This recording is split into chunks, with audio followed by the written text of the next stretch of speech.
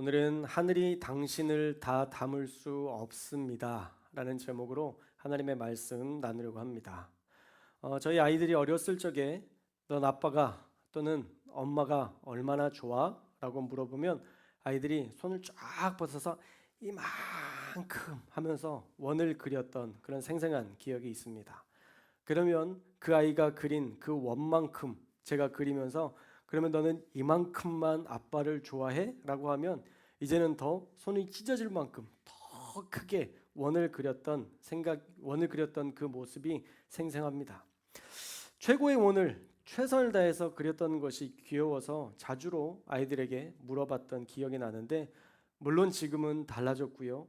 당연히 달라져야 하지만 그때 아이들이 엄마 아빠를 좋아하고 만나기만 해도 행복해하고 신나했던 그 모습은 지금 생각해도 진심이었습니다.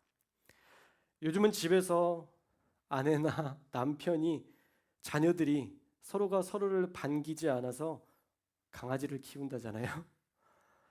강아지는 한결같이 나를 반겨주니까. 세상 어느 누가 저렇게 나를 사랑해주고 나를 반겨주는 이가 있을까 싶어서 강아지를 키운다는 말을 들으면 한편으로는 이해도 되지만 한편으로는 씁쓸하기도 합니다. 왜냐하면 사람에 대한 사랑을 강아지에게 구하고 있는 거니까요. 서로의 말씀을 나누며 이런 생각을 해보게 됩니다. 서로를 반기며 아끼던 그 모습이 회복된다면 우리 가족은, 우리 교회는 정말 건강한 가족으로, 건강한 교회로 세워지지 않을까. 가족과 교회를 서로 사랑하고 아끼던 우리의 첫 모습들을 우리가 떠올리면서 그렇게 사랑하는 가족들, 사랑하는 교회 성도들 되시기를 주님의 이름으로 축원합니다. 그리고 오늘 솔로몬의 기도를 보면서 하나님께도 저는 하나님이 이렇게 크신 분이라는 것을 믿고 저는 하나님이 하늘만큼 땅만큼 좋습니다 라고 고백하는 저와 여러분들의 고백이 될 수 있기를 축복합니다. 자, 오늘 말씀은요, 하나님의 위대하심을 찬송하는 기도이지만 그 이면에는 하나님을 너무 사랑하는 진심이 담겨 있다라는 것을 기억하시면서 우리가 말씀을 보시면 좋을 것 같습니다. 자, 먼저 27절의 말씀을 우리 함께 읽겠습니다. 시작. 하나님이 참으로 땅에 거하시리이까 하늘과 하늘들의 하늘이라도 주를 용납하지 못하겠거든. 아멘. 자, 먼저 솔로몬은요, 하나님은 땅에 거하실 분이 아니라고 고백합니다. 땅에 국한된 하나님이 되실 수 없다라고 이야기하는데, 이런 고백을 하는 이유는 고대 근동의 신들은요, 산들의 신, 바다의 신, 들의 신, 어떤 지역, 어떤 동물에 갇혀 있는 신이라고 믿었거든요.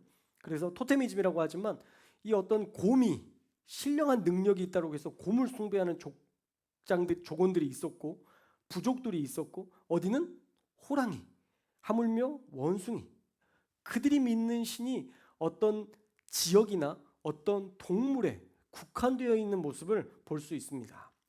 그런데 솔로몬은 지혜의 왕이었잖아요. 하나님은 산이나 들, 어떤 동물에 갇혀 있는 신이 될 수 없다라는 것을 깨닫고 하나님에 대한 고백을 지금 이렇게 얘기하는 거예요. 오늘 말씀의 제목처럼 하늘이 당신을 다 담을 수 없습니다 라고 고백하는 거예요. 사실 더한 표현이 제목으로 됐어야 되는데 그러면 제목이 너무 길어져서 제가 거기까지만 했거든요. 하늘이 당신을 담을 수 없습니다. 이건 줄인 제목이고요. 원래 제목은 이렇게 돼야 됩니다. 하늘과 하늘들의 하늘이라도 당신을 다 담을 수 없습니다. 이게 원문에서 해석한 원문의 번역 그대로입니다. 지금 우리에게는 가장 거대하고 무한한 물질을 우주라고 표현할 수 있어요. 그런데 그 당시 사람들은 하늘이 가장 거대하고 무한한 존재였을 것입니다. 그런데 그 하늘 위에 하늘들을 상상하면서 그 하늘 위에 하늘, 지금으로 따지면 우주겠죠. 솔로몬이 고백했던 그 고백에는 아마 이런 고백이었을 거예요. 그런 하늘은 존재하지 않겠지만 본 적이 없으니까, 우주라는 개념 자체를 본 적이 없으니까 그런 하늘은 없겠지만 만약 있다고 해도 하나님을 다 담을 수 없습니다 라고 고백했던 것입니다. 그러면 이 얼마나 엄청난 하나님에 대한 고백입니까? 우리의 고백은 사실 대단히 큰 의미가, 우리에게 주어진 큰 의미가 담겨 있거든요. 다니엘 기도에서 제가 어떤 간증자의 고백을 계속적으로 이야기하는 것 중에 하나가 하나님은 항상 옳습니다 라는 그 고백, 그 간증이 저의 마음속에 항상 남아 있는데, 이 고백이요, 우리의 마음 가운데 품기 시작하면 우리의 평생을 두고 영향력을 주게 됩니다. 저도 아버지께서 하나님의 부르심을 받았을 때 이런 고백을 했었거든요. 하나님께서 만약 오늘 우리 아버지를 데려가셔야 했다면 우리 가정의 모든 상황과 형편과 처지를 가장 잘 아실 것이기 때문에, 그리고 우리 아버지의 처한 상황을 그 누구보다 가장 잘 아실 것이기 때문에 가장 좋은 시간을 하나님께서 선택하신 것이라고 믿고 하나님의 선택은 옳습니다 라고 고백했던 기억이 있습니다. 아버지의 죽음마저 수긍할 수 있게 하는 힘은 어쩌면 우리가 앞서 기억하고 고백하고 있는, 우리가 하나님을 향해서 우리가 고백하고 있는 그 고백 그대로 우리가 고백할 수 있는 것입니다. 그런데 솔로몬은 어떤 고백을 하고 있어요? 하나님이 세상에서 가장 위대하시고 하나님은 땅에 국한된 하나님이 아니시며 하늘과 하늘 위에 하늘들이라 할지라도 다 담을 수 없는 분입니다 라고 고백했으니, 솔로몬이 믿고 있는 하나님이라는 존재는 감히 상상할 수 없는 크기의 하나님이다 라는 것을 우리가 추론해 볼 수 있고, 하나님에 대해서 그는 전적으로 신뢰하고 믿고 있다라는 것을 우리가 살펴볼 수 있는 것입니다. 솔로몬이 성전을 봉헌한 이후에 하나님께 이렇게 고백했다는 것은 참으로 큰 의미가 있습니다. 이제 앞으로 이스라엘 백성 역시도 이 성전에서 그 위대하신 하나님께 대하여 이렇게 고백할 것이기 때문입니다. 하나님은 하늘과 하늘 위에 하늘이라 할지라도 다 담을 수 없는 크신 하나님이십니다 라고 이스라엘 백성들은 고백할 거예요. 저는 이 고백을 우리 교회의 고백으로 가져왔으면 좋겠습니다. 할렐루야. 저와 여러분의 고백이 되기를 주님의 이름으로 축복합니다. 하나님은 우리의 상황을 바꿀 수 없는 하나님이 아니시고, 하나님은 하늘과 하늘 위에 하늘들이라 할지라도 다 담을 수 없는 크신 하나님이라는 고백 가운데 날마다 주님을 인정하며 주님을 신뢰하며 주님을 믿으며 살아가는 저와 여러분들 되시기를 주님의 이름으로 축원합니다. 자, 솔로몬은 이 위대한 하나님을 인정한 후에 이제 우리의 기도를 들어주십시오 라고 간구하고 있어요. 자, 우리 28절도 읽겠습니다. 28절 시작. 그러나 내 하나님 여호와여, 주의 종의 기도와 간구를 돌아보시며 이 종이 오늘 주 앞에서, 아멘, 그 위대한 그 크신 하나님, 이 성전에 다 담을 수 없는 하나님께 우리가 기도하는데 주의 종의 기도와 간구를 돌아보시고 부르짖음과 비는 기도를 들어주옵소서라고 고백하고 있습니다. 자, 쉽게 설명하면 그 크신 하나님이 우리의 삶에 개입해달라라는 기도예요. 그 놀라우신 하나님이 우리의 삶에서 함께 역사해 주십시오라는 기도입니다. 종의 기도와 간구, 부르짖음과 비는 기도라는 표현이 우리가 하나님 앞에서 간구할 때에 그 위대하신 하나님을 우리에게 나타내 주십시오라고 고백하는 기도인 것이죠. 그리고 그 기도의 응답의 장소가 다시 성전으로 초점이 맞춰지는데요. 자, 우리 29절도 읽겠습니다. 29절 시작.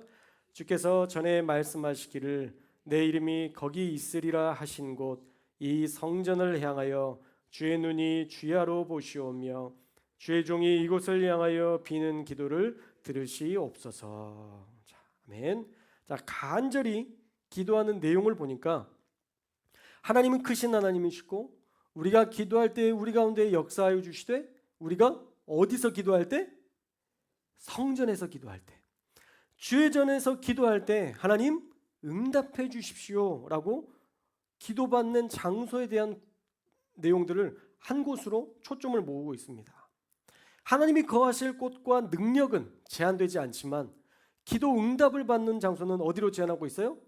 성전으로, 주의 전으로 제한하고 있죠. 왜냐하면 이곳은 그 다음 말씀해 보니까 하나님께서 전에 내 이름이 거기에 있을 것이라고 말씀하였다라고 얘기하죠.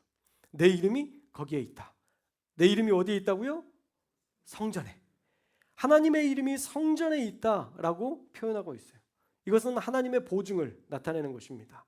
하나님의 소유권에 대한 표현이기도 해요. 여러분의 물건에 이름을 쓰듯이 하나님께서 성전에 그 이름을 두셨다는 거예요. 성전은 하나님의 소유된 곳이다라는 거예요. 하나님의 성전에 하나님의 이름이 있다라고 말하는 것은 하나님의 소유를 나타내는 말입니다. 그런데 하나님의 소유된 성전에서 하나님의 역사가 나타날 것인데 어떻게 할 때? 하나님의 역사, 하나님의 기적, 하나님의 위대한 기적을, 능력을 보게 되느냐? 29절과 30절에서는 구체적으로 기도할 때라고 표현하고 있어요. 자, 우리 29절 중반부에 보시면 이 성전을 향해 주의 눈이 주야로 보고 계시니, 할렐루야. 여러분들이 지금 예배하는 장소에 나왔잖아요. 주님의 전, 이 교회에 나왔잖아요. 하나님이 지금 여러분들을 보고 계세요. 할렐루야. 주의 눈이 여러분들을 지켜보고 계십니다. 그리고 주의 종이 이곳을 향하여 비는 기도를 들어달라라고 간구하고 있습니다. 그리고 30절에 또 똑같은 고백이 반복되는데요. 우리 30절 말씀을 한번 읽어볼까요? 8장 30절 말씀 시작. 주의 종과 주의 백성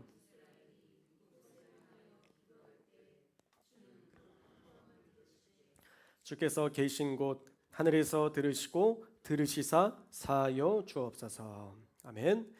솔로몬의 고백은 조금 비슷하지만 반복되고 또 그리고 조금은 다른 고백으로 변형되어서 나타나기도 하는데요. 단순히 기도할 때 응답해달라라는 기도를 넘어서서 30절에서는 사해달라라고 기도하고 있죠. 하늘에서 들으시고 들으시사 사하여 주옵소서.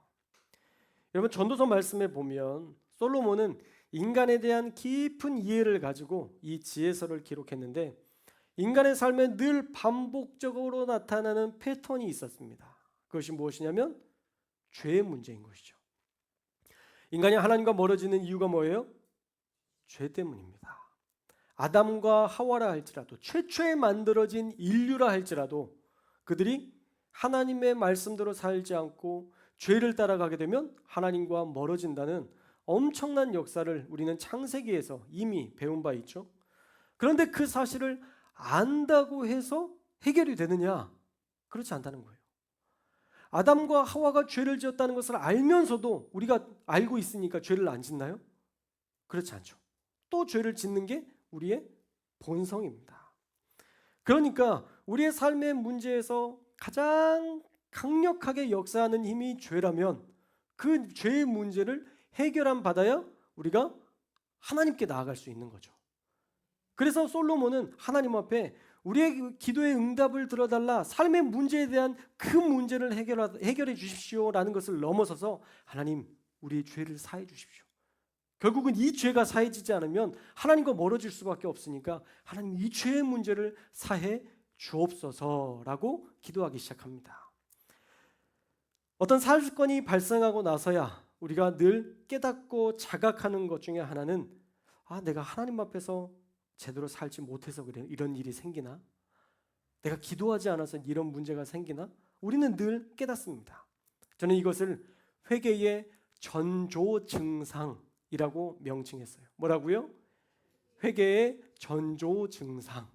아직 회개는 안 했는데 회개해야 되나? 라고 깨닫게 하는. 은혜 받으면 꼭 나타나는 현상 중에 하나가 또 있는데 하나님 저는 죄인 중에 죄인이라고 하는 사람들은 조금 죄를 덜 지은 사람이고요. 또 더 많이 지은 사람은 죄인 중에 괴수. 하나님 저는 죄인 중에 괴수입니다 라고 고백하게 되죠. 결국 인간의 삶의 가장 핵심적인 사건은 죄이고 그 죄가 해결되면 인간은 하나님 앞에서 비로소 건강하고 바르게 또 행복한 삶을 영위해 갈 수 있습니다.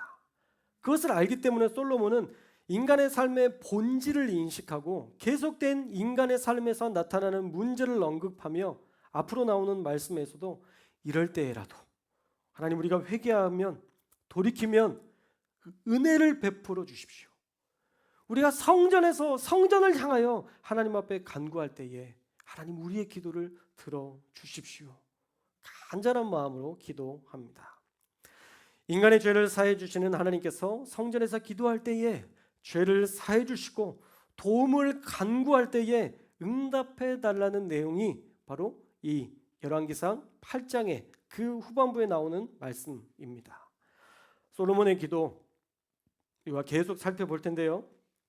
앞으로도 빠지지 마시고 예배에 잘 나오셔서 이 아름다운 기도의 주인공이 되시기를 주님의 이름으로 축원합니다.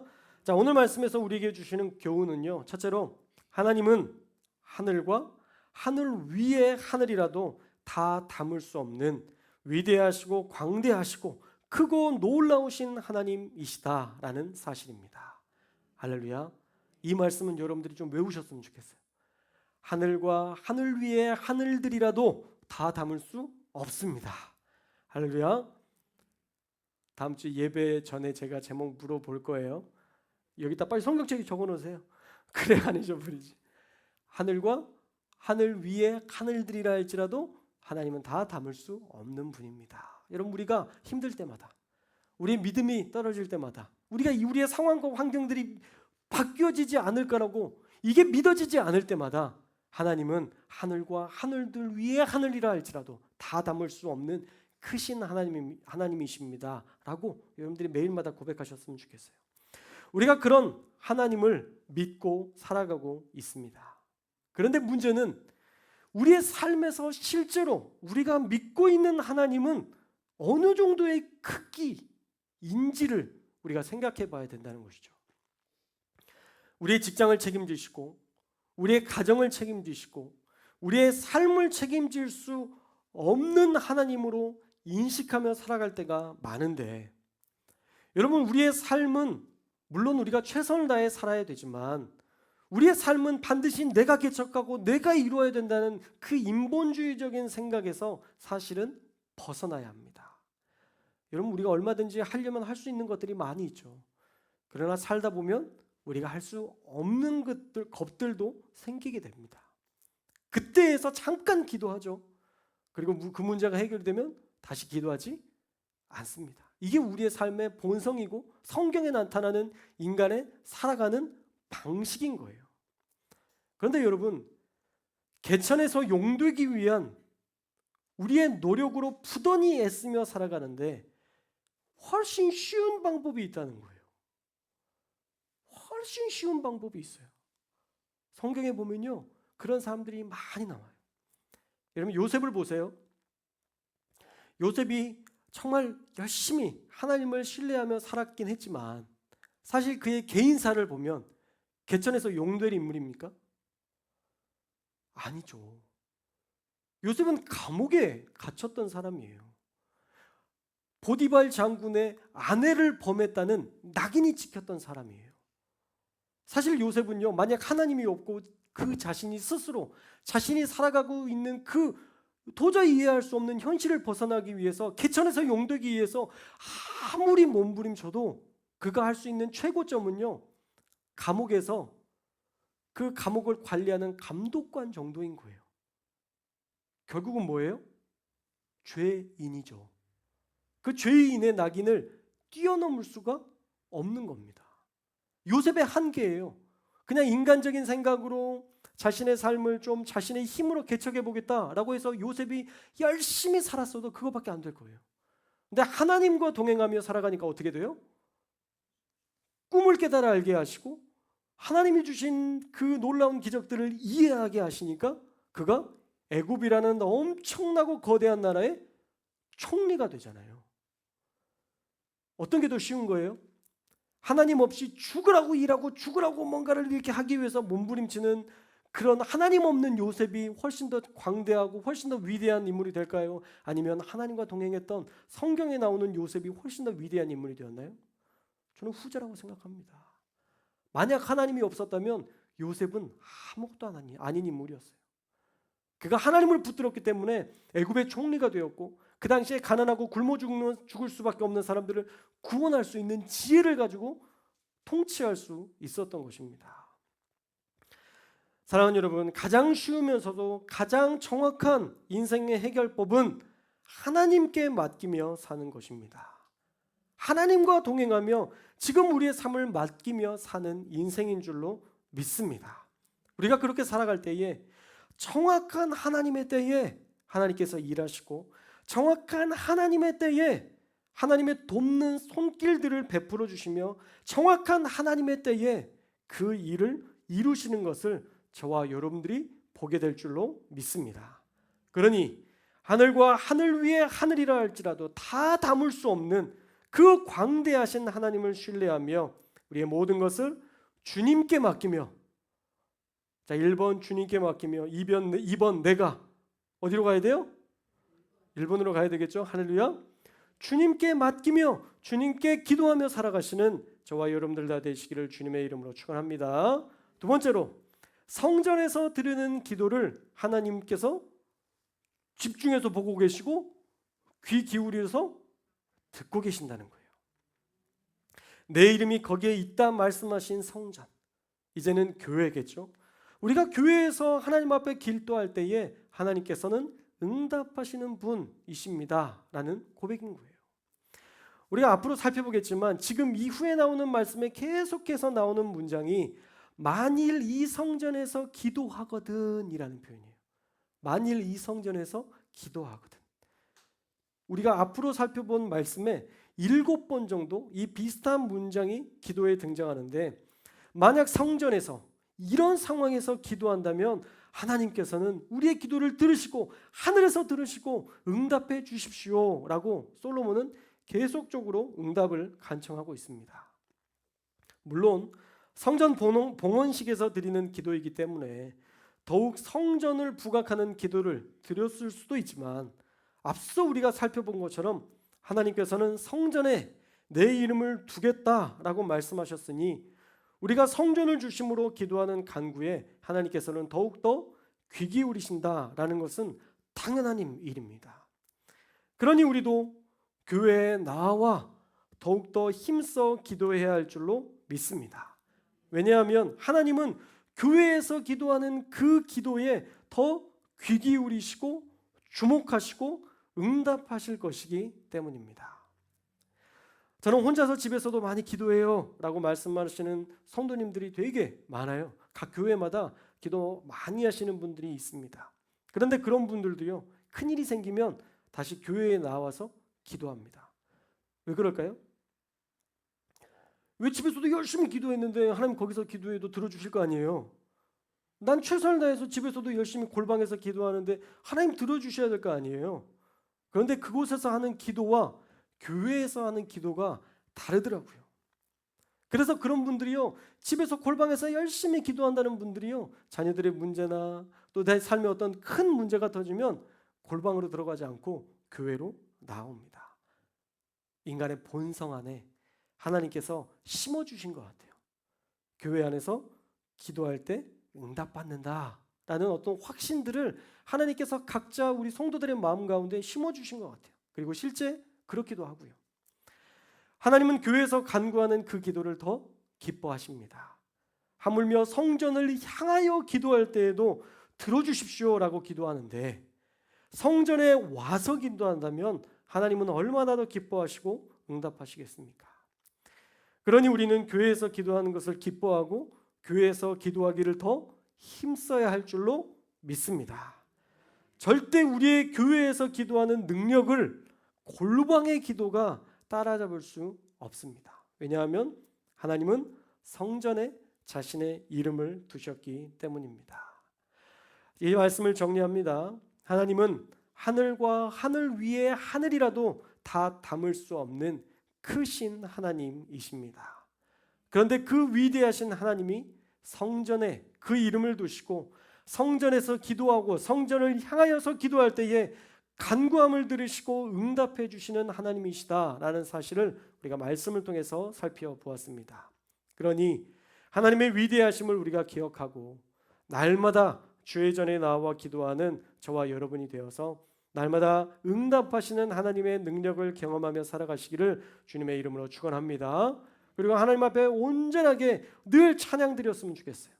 하나님의 그 위대하신 그 살아계신 하나님을 찬송하면서 하나님이 정말 하늘과 하늘 위의 하늘이라도 다 담을 수 없는 광대하신 하나님이라는 고백들을 날마다 저와 여러분이 하나님께 고백하면서 내 힘과 내 능력과 내 의지로 이 땅을 살아가는 것이 아니라 하나님의 능력과 하나님의 힘과 하나님의 일하심을 기대하며 하나님과 동행하며 살아가는 저와 여러분들이 다 되셔서 하나님에 대한 더 높은 고백, 더 큰 하나님이시라는 그 놀라운 고백들이 그냥 입술에서 나오는 게 아니라 우리의 진심에서 나올 수 있는 그런 고백들을 매 예배 때마다 올려드리는 저와 여러분들 되시기를 주님의 이름으로 축원합니다. 하늘이 하나님을 다 담을 수 없습니다. 기도하겠습니다.